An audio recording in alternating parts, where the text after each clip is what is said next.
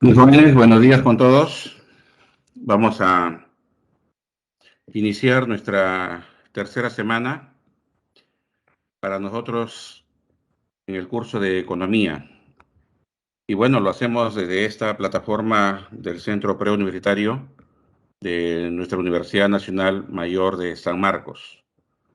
Y vamos a continuar, jóvenes, en esta semana tratando cada uno de los factores que intervienen en la actividad económica, que en ese caso es pues la producción, la generación de riqueza para cada una de las economías.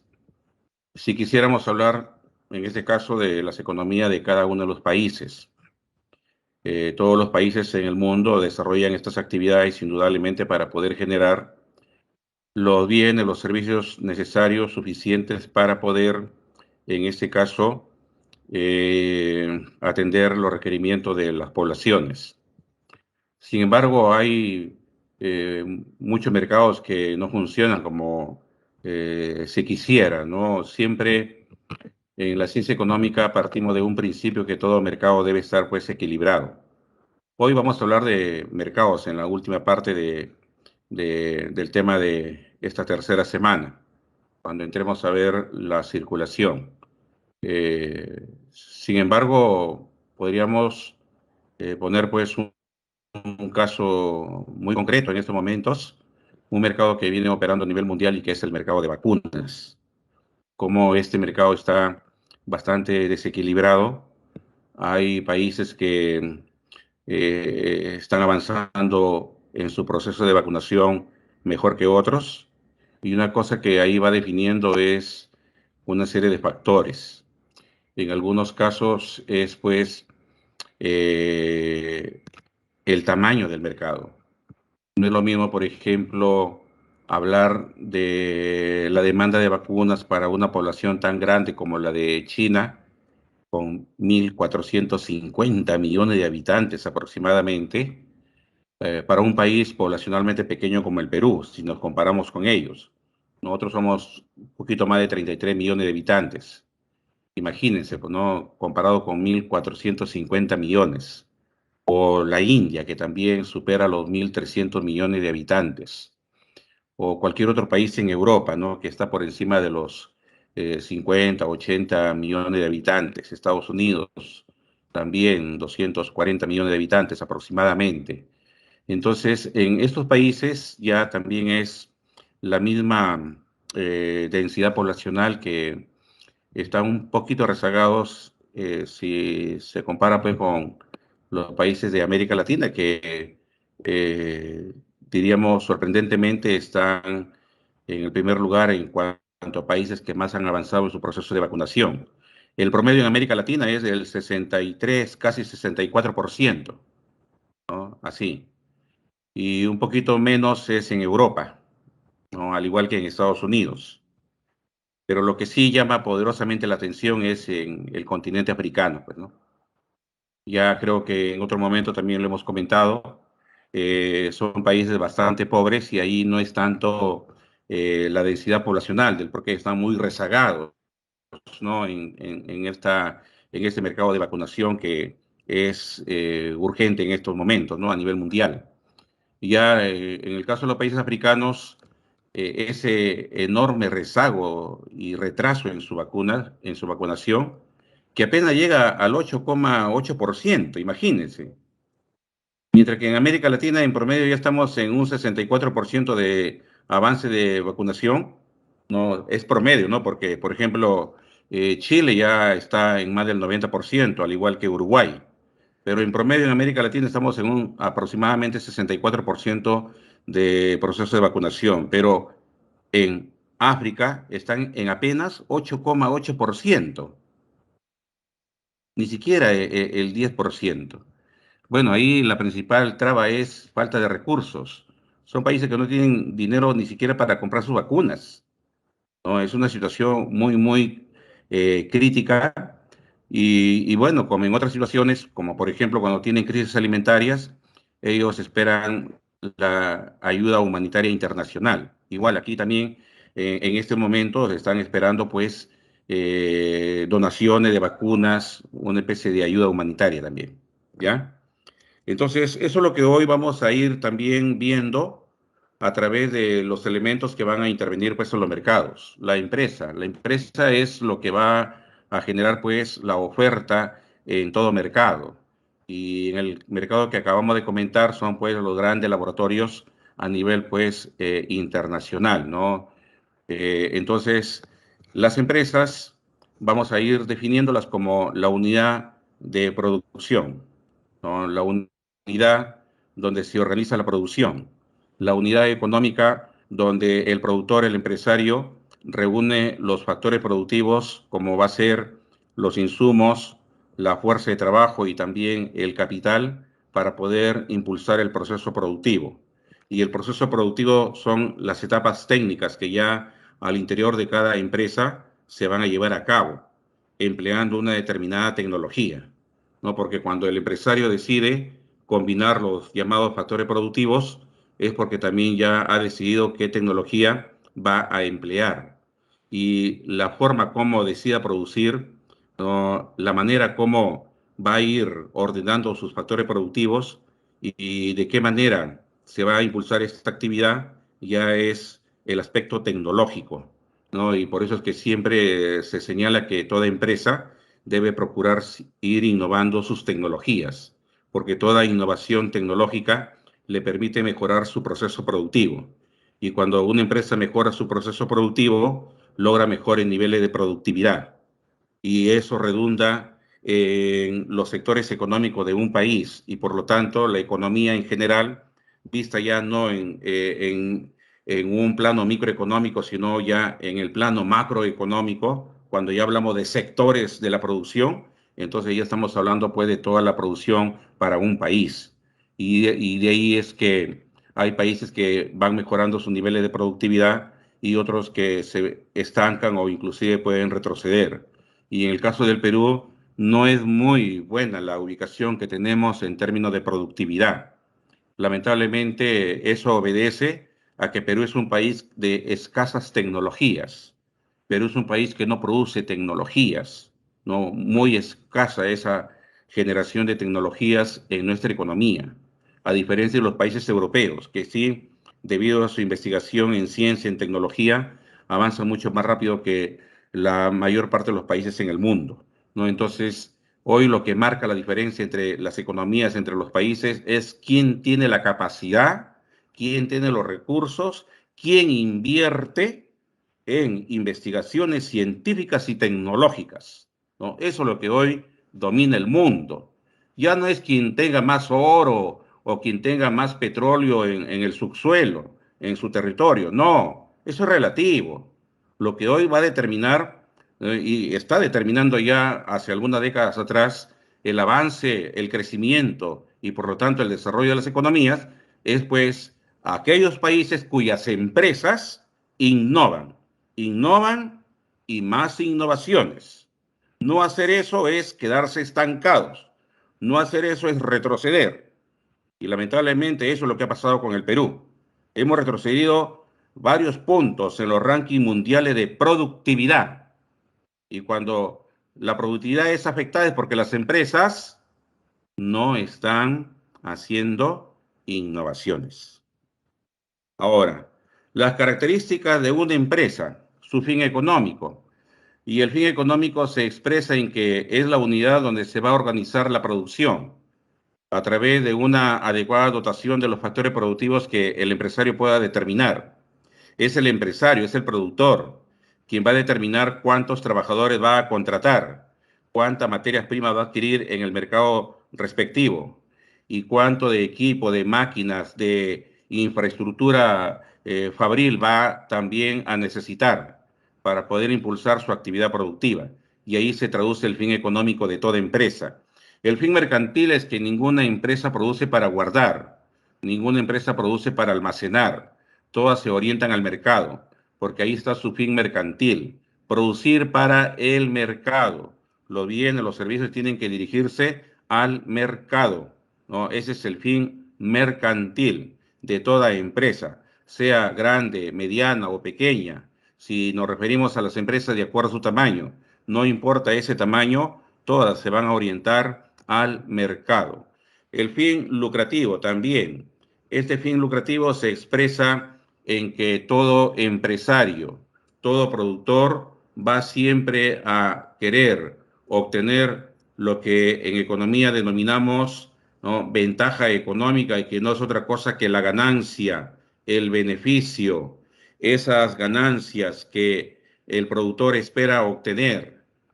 Y el fin lucrativo mueve lo que en los mercados podríamos también relacionarlo con los niveles de inversión, ¿no? Cuando los mercados muestran estabilidad, entonces las empresas, a través de quienes las administran, las dirigen, que son los empresarios, van en ese caso a decidir si colocan o no esos capitales, midiendo la rentabilidad, que es el nivel de ganancias que esperan obtener.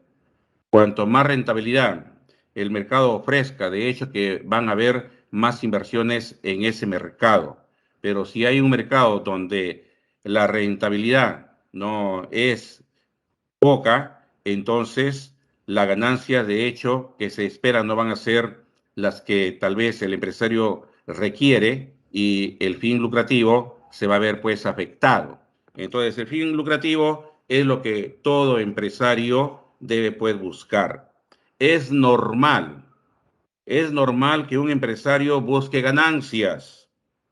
Lo que no es normal y se critica inclusive es que ningún empresario, en el afán de obtener ganancias, pretenda actuar de manera desleal en ese mercado, pretenda no ser tan transparente en su actividad, ¿no? O valiéndose de ciertas argucias o artimañas, inclusive de actitudes que no lindan con la legalidad que se establece como normas también para un mercado, pretenda pues sacar alguna ventaja de manera ilícita, ¿no? Entonces, o aprovechando ciertas situaciones, como ocurrió en el 2020, en plena pandemia, como esas empresas que vendían pues en una recarga para un balón de oxígeno, o también, caramba, ¿no?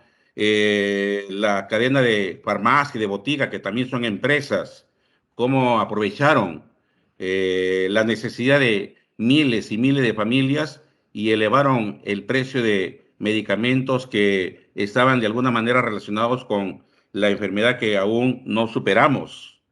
Hoy mismo, ¿no? Antes de ingresar con ustedes a hacer esta clase, ¿no?, cómo en las farmacias van los periodistas a entrevistar cuánto está, ¿no?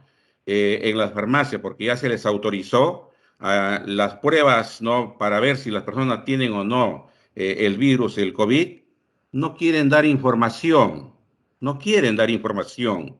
¿Por qué? Porque ya se sabe, pues, que por lo menos cada una de esas pruebas va a estar 200 soles, como mínimo, ¿no? Cuando en el Ministerio de Salud, ¿no?, dentro de lo que el Estado le concierne, eso es gratuito. Todos sabemos que eso es gratuito. Claro, también el Estado no tiene la capacidad para poder atender la fuerte demanda que por esta situación se presenta, ¿no? Por eso es que hemos visto los días anteriores enormes colas en los hospitales del Ministerio de Salud, de muchas personas que quieren que se les haga la prueba para el descarte de si tienen o no el virus. Ya estas pruebas empiezan a ser vendidas en las farmacias, pero vean ahí también el precio al cual van a ser, ¿no?, vendidas al público, ¿no? Entonces, ahí también, ¿no? Ahí también hay que estar atentos, porque no por el hecho de que las farmacias quieran ganar, tener una ventaja que es normal, otra vez pretendan aprovecharse de esta situación y eleven demasiado el precio de estas pruebas, ¿no? Entonces, eso ya no es fin lucrativo, ¿no? Ya eso es algo ya mercantilista por parte de estas empresas que buscan la sobreganancia, y la sobreganancia, ¿no? La sobreganancia ya no es algo normal. Ahora, otras características. La empresa igualmente tiene su propia organización. La semana pasada, cuando veíamos, por ejemplo, en el factor trabajo, decíamos, hay trabajo director, hay trabajo ejecutor. Precisamente esa forma de clasificar el trabajo viene de la organización de las empresas. Las empresas tienen su respectivo nivel, su respectiva jerarquía de cómo se van a asignar cada uno del personal que elabora en ellas, y pues cada persona dentro de una empresa debidamente organizada cumple una función propia de una organización que le corresponde a cualquier empresa, ¿no?, debidamente establecida. La empresa también tiene una responsabilidad social. Era lo que precisamente a veces algunos se olvidan, que en una situación como la que vivimos no hay que buscar la ganancia desmedida, que ya podría más bien lindar con algo, con alguna forma de usura, ¿no? Esa ganancia desmedida que algunos quieren aprovechar por la circunstancia por la que atraviesan, ¿no?, miles y miles de demandantes, que en este caso son las familias, son las personas que en sus trabajos, por ejemplo, les piden un certificado de no tener el virus y tienen pues que hacerse la prueba, y muchas veces no pueden acceder con facilidad a esas pruebas. ¿Y dónde está la responsabilidad social de esa cadena de farmacias y boticas? Que sí, nadie les quita que obtengan una ganancia, ¿no?, ahora que ya van a vender también estas pruebas, pero que no abusen, ¿ya? Que cobren un precio adecuado del mercado, ¿no?, para estas pruebas, que ya no se repita lo que hemos visto en el 2020, parte del 2021, precios exageradamente altos, ¿ya? Y ahí no se ve nada de responsabilidad social, porque eso es parte de la responsabilidad social, ¿no? De que las empresas puedan brindar bienes, brindar servicios, ¿no?, que verdaderamente atiendan las necesidades del público, que somos nosotros los demandantes. Ahí, ¿no? Aparte de que lo que puedan comercializar o producir las empresas tienen que ser pues productos de calidad, productos que verdaderamente permitan atender las necesidades de las personas. Más características, ¿no? Ahora, las empresas se pueden también clasificar. Hay varias formas de poderlas clasificar. Aquí tenemos una de esas tantas formas, de acuerdo a la propiedad, de acuerdo a quién pertenecen los capitales, porque toda empresa también tiene un capital que, del cual se parte para poderlas constituir. Entonces, esos capitales, en la mayoría de los casos, por lo menos en esta sociedad capitalista, ¿no?, donde el mayor número de empresas corresponde o es de propiedad de particulares, ¿no?, y muy pocas son las empresas que van a ser de propiedad de los estados, ¿no? La mayor parte de las empresas en la sociedad capitalista es de las familias, ¿no? Y no de todas, sino de algunas cuantas familias, y muy pocas son de propiedad del Estado. Entonces, aquellas empresas que son de propiedad del Estado, indudablemente que se le va a llamar empresas públicas, ¿no? Aquí vemos pues los ejemplos emblemáticos de empresas públicas porque el capital pertenece al Estado, como es la empresa de agua potable y alcantarillado, ¿no? Servicio de saneamiento, como lo hace Sedapal. Y no solamente Sedapal, sino también hay todo un conjunto de empresas que operan en las regiones, ¿no?, al interior del país, donde en su mayoría también son empresas del Estado. Luego tenemos Petroperú, Perú Petro, son empresas ubicadas en el sector energético de nuestro país y que indudablemente son de propiedad del Estado, ¿no? La empresa nacional de la coca también es una empresa estatal, ¿no? Igualmente, ¿no?, ahí hay empresas que administran centrales hidroeléctricas que son de propiedad del Estado, ¿no? En fin, hay empresas ubicadas en algunos sectores de la economía que todavía siguen siendo de propiedad del Estado. Y la mayor parte de las empresas en esta forma de organización económica, que es las economías de mercado, ¿no?, ese es el sistema económico dominante, van a ser pues empresas privadas, ¿no? La mayor parte de las empresas en las economías capitalistas son de propiedad de particulares. También las empresas pueden ser, ¿no?, de acuerdo a la propiedad, clasificadas como cooperativas. Las cooperativas ya se caracterizan porque la propiedad es social. La propiedad, si es una cooperativa, recae en todos aquellos que han aportado para que la cooperativa pueda quedar constituida. ¿No? Cada participante como socio es copropietario, ¿no?, del capital social que pueda tener este tipo de empresas, ¿no?, donde, repito, el capital corresponde a todos los socios de la cooperativa. Bueno, en este caso, ya las cooperativas se concentran mayormente en la actividad financiera y muy pocas en la actividad productiva, ¿no?, en el sector llamado real, ¿no?, sino en la prestación de servicios financieros. Según el último censo que se ha realizado en nuestro país antes de la pandemia 2018, después no se ha hecho ningún otro censo, se tenía en nuestro país cerca de 500 cooperativas de ahorro y crédito. Cooperativas de ahorro y crédito.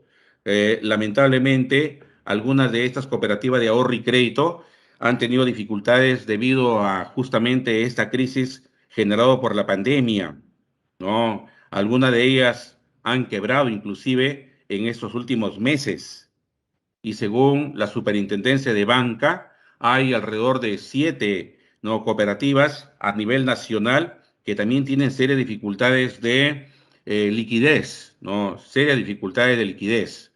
Esperemos que no quiebren, como ya ocurrió con otras que prácticamente la superintendencia ha tenido que intervenirlas. La principal razón, la falta de liquidez que genera este tipo de situaciones como la crisis actual. Luego, también las empresas pueden ser clasificadas de acuerdo al tamaño. Esto es para la administración tributaria importante. Y cuando yo digo administración tributaria me refiero a la SUNAT. A la SUNAT le es importante manejar información de las empresas para que en función a su tamaño sepa cuánto es lo que tiene que tributar cada empresa, porque lo que tribute una gran empresa indudablemente que no va a ser igual a lo que tenga que tributar una microempresa. Inclusive las microempresas tienen regímenes especiales de tributación. No se les aplica el mismo régimen tributario, porque no están en capacidad de pagar en cuanto, por ejemplo, a impuesto a la renta, el 29.5% como sí lo puede hacer una empresa grande. Entonces, aquí radica la importancia para la SUNAT de establecer este tipo de clasificación, ¿no? Las ventas anuales. Según las ventas anuales, las empresas van a ser clasificadas. Por ejemplo, si una empresa durante todo el año, el valor de sus ventas no supera las 150 unidades impositivas tributarias, 150 UIT, como sabemos, ¿no?, ya está ahí el dato actualizado también. Hoy, para este 2022, la UIT ha sido elevado a 4.600 soles. El año pasado se trabajó con una UIT en nuestro país de 4.400 soles. En 200 soles se ha incrementado para este 2022. Entonces, si multiplicamos 150 por 4.600 soles y si la empresa, sus ventas anuales no supera ese monto que resulte de dicho producto, entonces va a ser una microempresa por el volumen de sus ventas, ¿no? Se define su tamaño. Ahora, si la empresa, sus ventas anuales están en ese rango que ahí se indica entre 150 a 1.700 UIT, entonces es una pequeña empresa. Es mediana empresa cuando las ventas anuales están entre 1.700 a 2.300 unidades impositivas tributarias.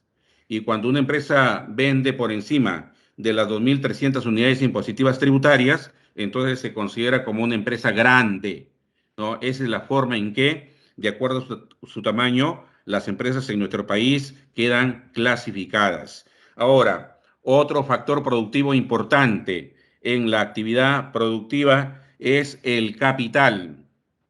El capital, de plano podemos decir, elemento importante porque ha permitido mejorar los niveles de productividad.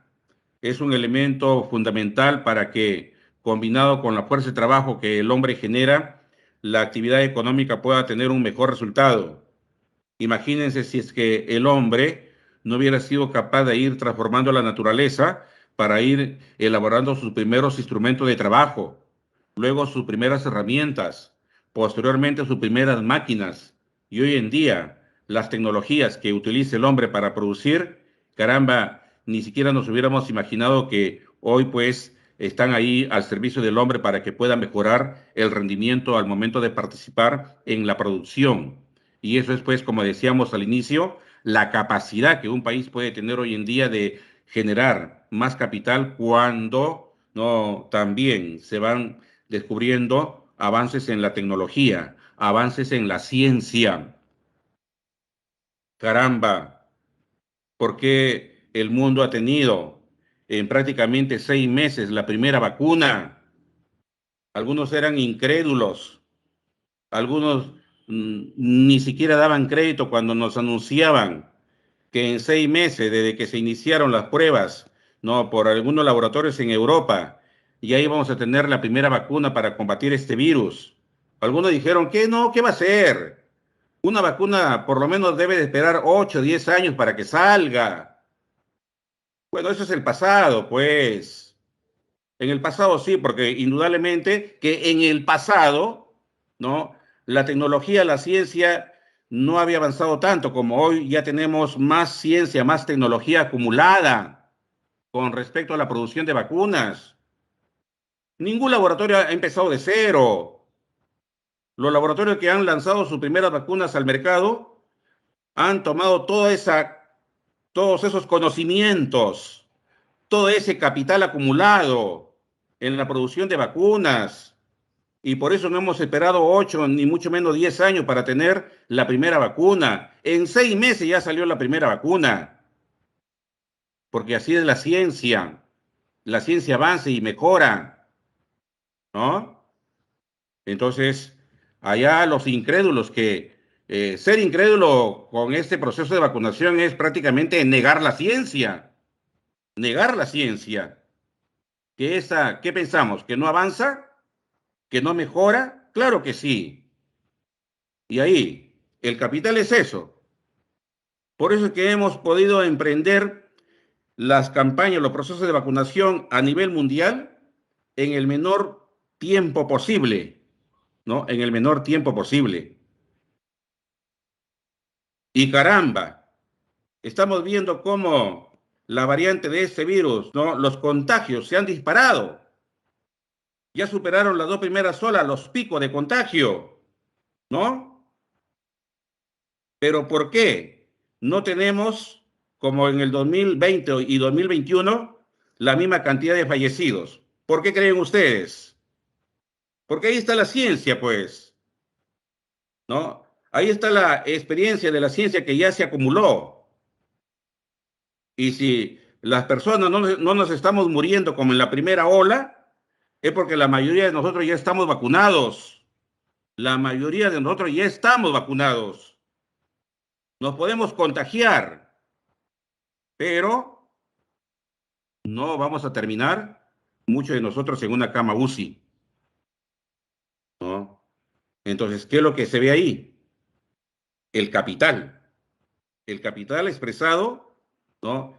En la capacidad que hoy tiene el mundo de producir vacunas para prevenir este tipo de pandemias que en otro momento hubiera cobrado un elevadísimo, ¿no? Costo social en número de personas que seguramente hubieran fallecido. ¿Ya? Entonces, ese es el capital que te permite afrontar mejor las situaciones en cualquier mercado, en este caso concreto, en el mercado de vacunas.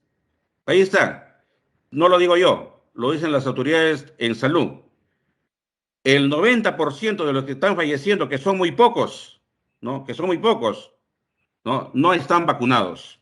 No están vacunados, ¿no? Pero el nivel de contagio se ha disparado, ¿ya? Ya estamos llegando en una semana a 20.000, 30.000 infectados, pero los síntomas son leves. ¿Y por qué? Porque ya estamos vacunados, ¿ya? Entonces, el capital precisamente que se expresa en toda esta acumulación de conocimientos va haciendo que el hombre pueda afrontar en mejores condiciones situaciones como la que el mundo está viviendo aún debido a esta pandemia. Ahora, como hemos señalado, la teoría económica establece, hay varios también enfoques, pero aquí se van a, de alguna manera, a mencionar dos de esos varios enfoques, el enfoque clásico y el enfoque marxista.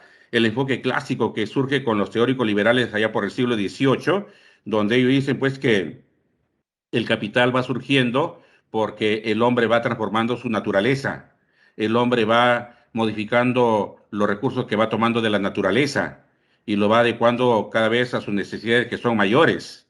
¿Ya? Es por eso que si consideramos que este enfoque no permite entender del por qué hoy hay muchos objetos llamados capital que permiten que el hombre haga su actividad en mejores condiciones, es porque de hecho de transformar la naturaleza, el hombre ha ido obteniendo sus primeras herramientas, sus primeras máquinas y ha ido mejorando esos instrumentos, esos bienes de capital y hoy le permite también seguir utilizando máquinas, pero cada vez más sofisticadas, de un mayor nivel tecnológico.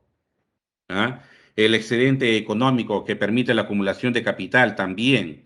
El enfoque clásico sostiene que el capital se ha ido acumulando como resultado de producir un bien, llevarlo al mercado y, como lo decíamos al inicio, esperar obtener una ventaja, un excedente económico que es la ganancia.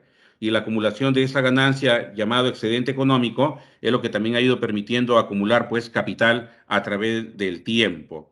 A diferencia del enfoque marxista, el enfoque marxista, ¿qué es lo que plantea? El enfoque marxista lo que plantea es que el capital ha sido posible acumularlo porque cuando va surgiendo este sistema económico en Europa, principalmente por los siglos allá 15, 16, ¿qué es lo que va a suceder? ¿Qué es lo que va a ocurrir?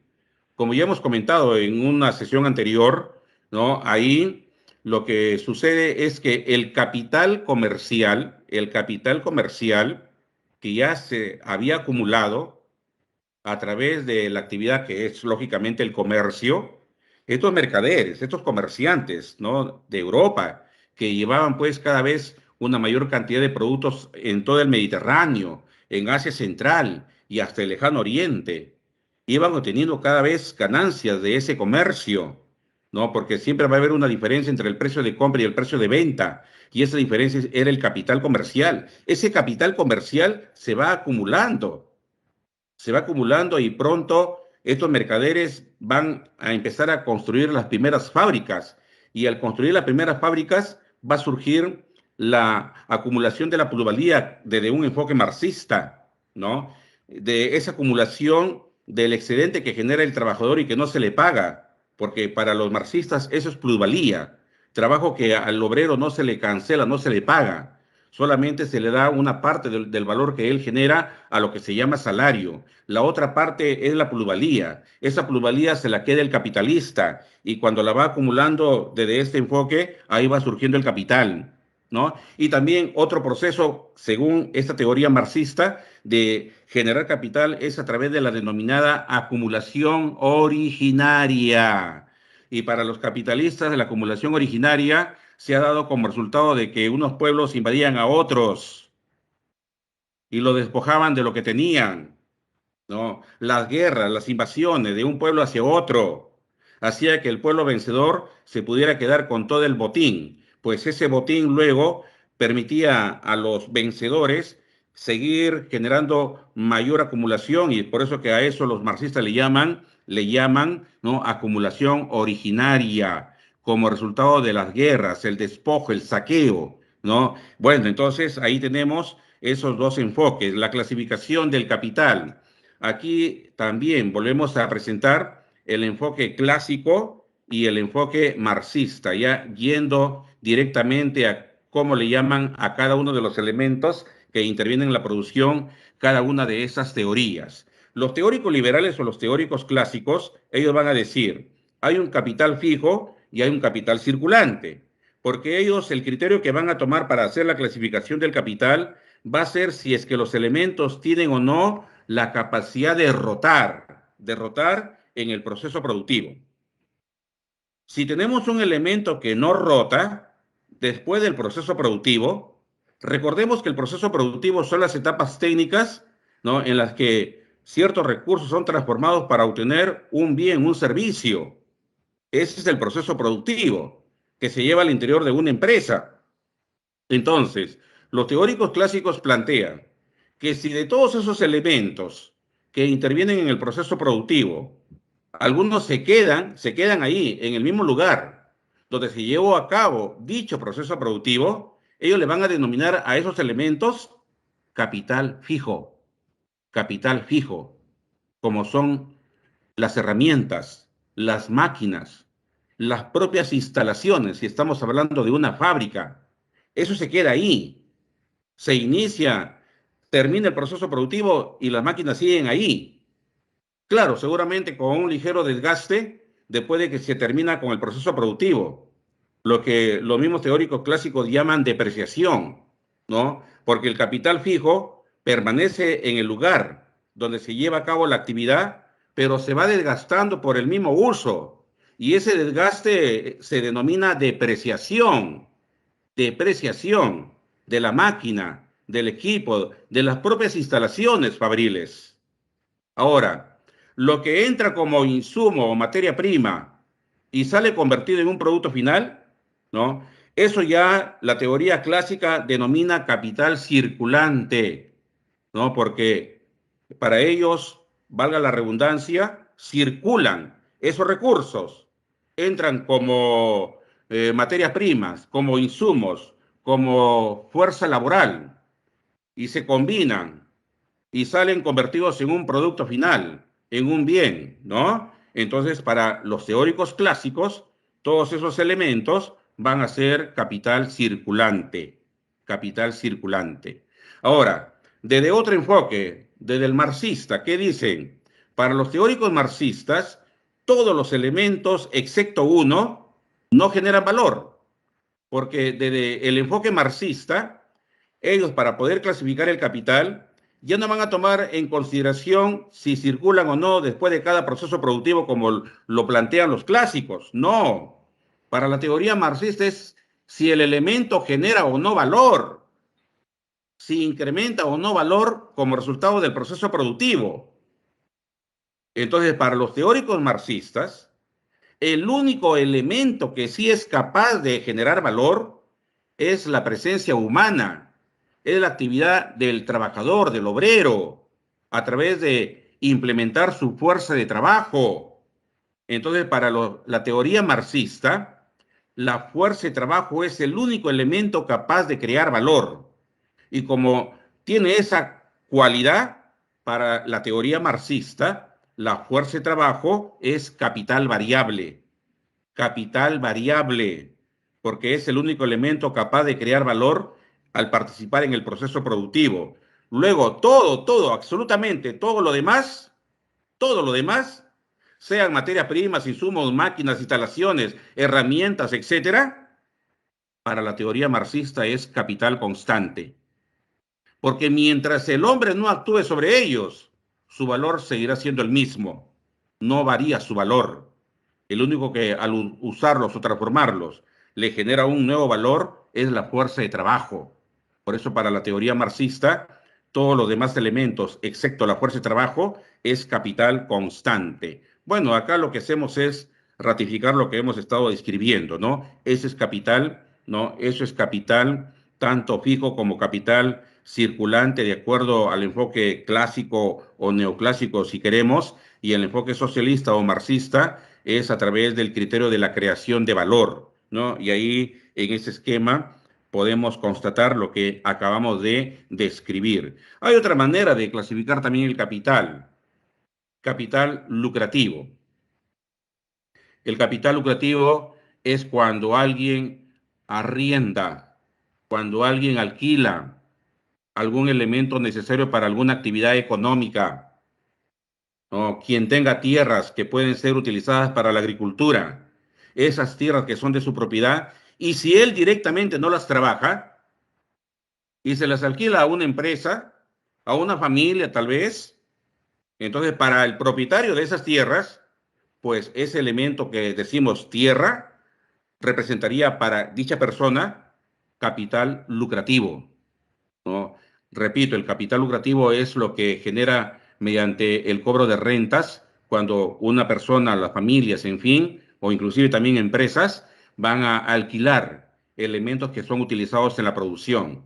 Hay empresas también que se dedican a alquilar máquinas, se dedican a alquilar bienes de capital a otras empresas, para que esas otras empresas, que son las que hacen la actividad productiva, utilicen esas maquinarias, esas herramientas, esos equipos. Pero las empresas que son propietarias de esos bienes de capital, pues esos elementos representan sus bienes que le generan capital lucrativo. En general, repito, el capital lucrativo se origina cuando alguien alquila y gana una renta, ¿no? Porque otros serán los que utilicen esos bienes para alguna actividad productiva, ¿no? Es muy común en las economías tener a esas empresas que alquilan maquinaria para que otras puedan producir. El capital comercial, ya lo señalé, la diferencia, la diferencia del precio al que se compra versus el precio al que se vende, ¿no? Y todos los que están en alguna cadena de esta actividad que se llama comercio, esperan obtener ese excedente llamado ganancia. Esa ganancia que se obtiene como resultado del comercio es justamente el capital comercial, ¿correcto? Que ya también históricamente lo hemos señalado. Se va a dar cuando en Europa estos comerciantes van acumulando esas ganancias, van acumulando ese capital comercial y luego ese capital comercial lo utilizan para luego empezar a generar el capital industrial, ¿no? Y ese capital industrial producto de obtener para los socialistas esa plusvalía, ¿no? Se va a juntar con el capital bancario que ya, ¿no? En Europa, en los siglos XV y XVI, en que van apareciendo los primeros bancos, ¿no? Los primeros bancos, que eran los mismos mercaderes, estos capitalistas que van construyendo sus primeras fábricas, caramba, durante toda la mañana y algunas horas de la tarde, vigilaban su fábrica, vigilaban su fábrica, ¿no? Que le genere el excedente que ellos querían, que los obreros generen la plusvalía. Y en horas de la tarde, estos mismos mercaderes que ya empezaban a denominarse no burguesía, porque empiezan a generar el capital industrial, el capital no fabril, ahí vieron la otra manera de hacer negocios y por las tardes se sentaban en banquitas en las puertas de sus residencias a prestar dinero, a prestar dinero a los mismos vecinos, a sus mismos trabajadores. Iban prestándole algo de dinero, lógicamente porque lo necesitaban, ¿no? Y ahí surgen los bancos, de ahí viene la palabra banco, porque sí, justamente se sentaban en eso que ellos llamaban banquitas, ¿no? Un banco, y surge la actividad financiera, la actividad bancaria, donde indudablemente estas mismas familias que ya iban consolidando su poder económico, van pues prestando dinero y obteniendo como resultado de cobrar intereses un excedente y que va a pasar a llamarse capital bancario. Capital bancario. Estas familias, esta burguesía, si quisiéramos utilizar las categorías marxistas, ¿no? Van juntando el capital industrial que obtenían en sus fábricas, más el capital bancario que iban obteniendo por los intereses que le cobraban a sus propios vecinos o a todo aquel que solicitaron un préstamo. Entonces juntan ese capital industrial más ese capital bancario y surge el capital financiero. Y ese capital financiero es lo que hoy prácticamente domina el mundo. Este mundo, esta economía capitalista a nivel mundial, es el capital financiero el que se ha consolidado a través de las grandes corporaciones financieras, que son enormes bancos que operan a nivel mundial, ¿no? Y que son dominados por ciertas familias. Es lo que llamamos, ¿no? como categoría económica la oligarquía financiera internacional, ¿no? Familias que, si quieren ellos, pueden cambiar el rumbo de un país, ¿no? De su economía, ¿no? Porque dominan el mundo financiero y cuyo dominio, caramba, en estas últimas décadas, ¿no? Ven que algo así como que se les mueve el piso porque les ha salido una contraparte, les ha salido competidores. ¿Y quiénes son sus competidores hoy? ¿No? Que antes no lo tenían. Eran los que gobernaban absolutamente el mundo de las finanzas a nivel mundial. Pero ahora han adquirido un enorme poder económico y financiero, las empresas tecnológicas. Y esas empresas tecnológicas como Amazon, como Google, como Apple y otras, también tienen demasiado poder económico y financiero y amenazan a esta oligarquía financiera tradicional a nivel mundial de ser pues su competencia, de ser su contraparte. Por eso es que el señor Zuckerberg, ¿no? Esta oligarquía financiera, moviendo sus influencias, generando los respectivos lobbies en el Congreso americano, no le autorizaron al señor Zuckerberg que tuviera su propia moneda para ya oficialmente dirigir sus negocios teniendo su propio poder financiero de manera oficial. No, pues los dueños de los grandes bancos que todavía siguen teniendo cierto poder influyen, generan los lobbies a nivel del Congreso norteamericano para impedir que su contrapeso que hoy ha salido y que lo representan las grandes empresas tecnológicas, por eso yo les digo, la tecnología quien la maneja domina el mundo hoy. Ya no es el que bajo su suelo tiene pues un poco de oro, un poco de cobre, no, eso es siglo XIX. Estamos siglo XXI y la configuración del dominio en el mundo ya cambió y va a seguir cambiando. Y dentro de unos años vamos a ver claramente ese enfrentamiento entre las grandes empresas tecnológicas con las grandes empresas financieras, por ver quién es el que va a dominar este mundo, ¿no? Ese es el, ¿no? Lo que se va a ver de acá a unos años como contrapeso en este mundo capitalista. Ahí está, pues, de por medio, la lucha de los capitales, cuál es el que adquiere mayor supremacía en el mundo.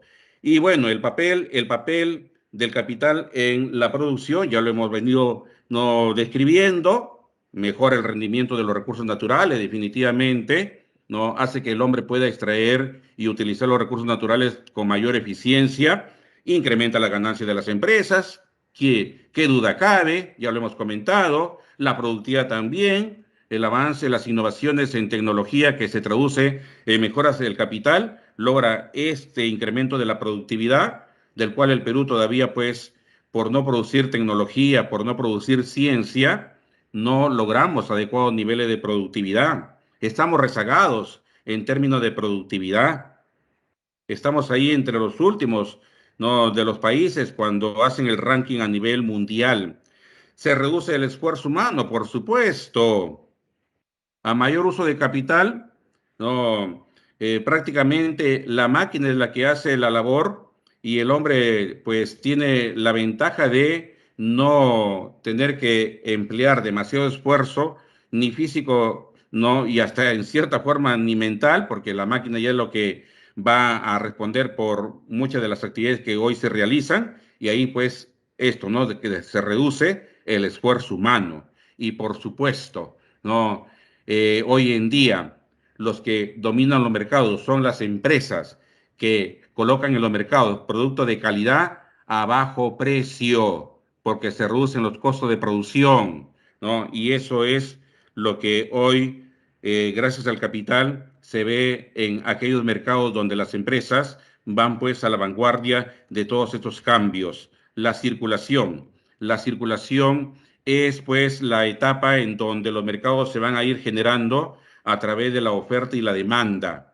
Ya en las siguientes sesiones vamos a desarrollar estos dos conceptos, qué es la oferta y qué es la demanda. Hoy vamos haciendo a manera de introducción lo que es un mercado. El mercado es pues la presencia de uno que va a ir a ofertar, que generalmente son las empresas, y uno que va a ir a demandar, que generalmente son las familias.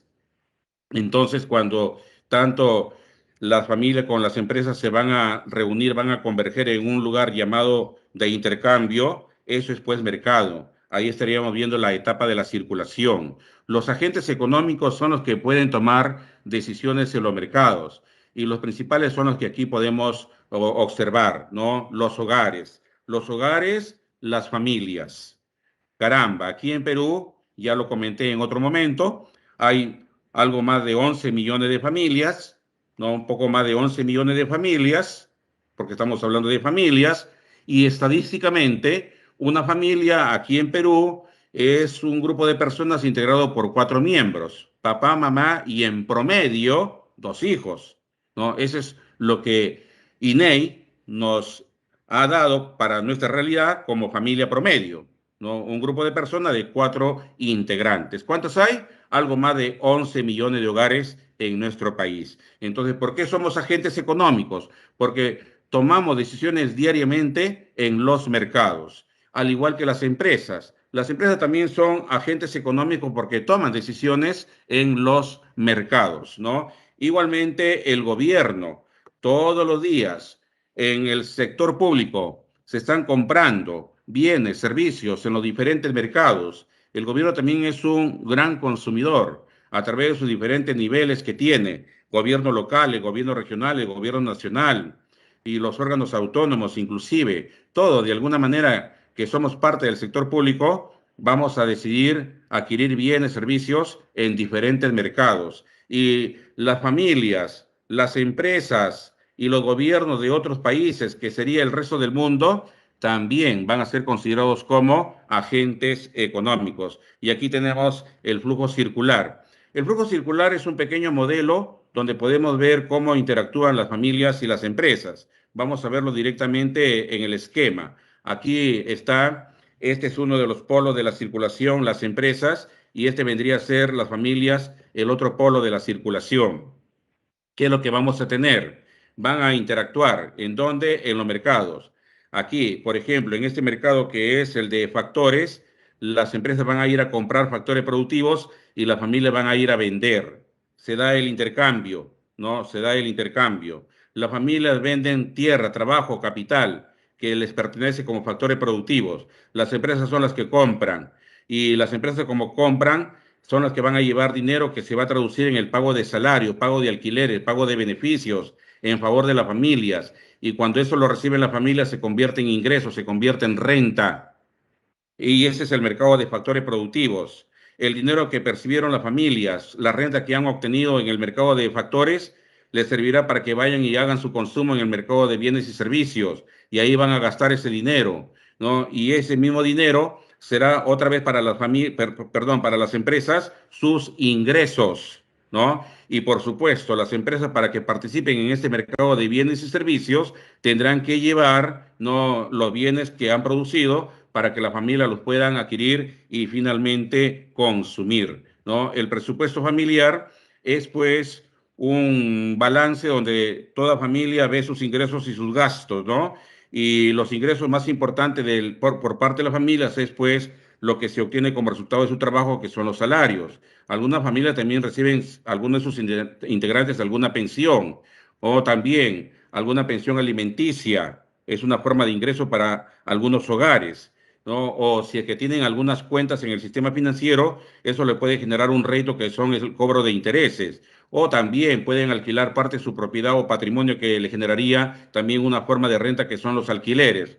O si es que también hay algún trabajo extra en una familia, sería parte de los ingresos, ¿no? Y los gastos, como sabemos, pueden ser de diferente naturaleza, ¿no? Sobre todo para lo que son alimentos y, ¿no?, bebidas. Y acá otra manera de cómo se clasifican esos ingresos es a través de rentas o ingresos, ¿no? Y los gastos respectivos. Hay gastos que están sí o sí, no pueden desaparecer, como son, por ejemplo, gastos en alimentos, gastos mensuales que podrían de repente ahí administrarse mejor, como es, por ejemplo, gastos en educación, y los gastos discrecionales, que son gastos que frente a una situación de bajos ingresos podrían inclusive suspenderse, como son irse de vacaciones, ir a cenar un fin de semana, fuera de casa, son cosas que se generan gastos discrecionales, ¿no? Y que podrían, frente a una reducción de ingresos, evitarse, ¿no? Ahí está. Finalmente, jóvenes, tenemos la parte de las respuestas para sus preguntas de este tema de la semana 3. Bien, les dejo, muchas gracias, que tengan un buen inicio de semana, ¿no? Buenos días, hasta luego.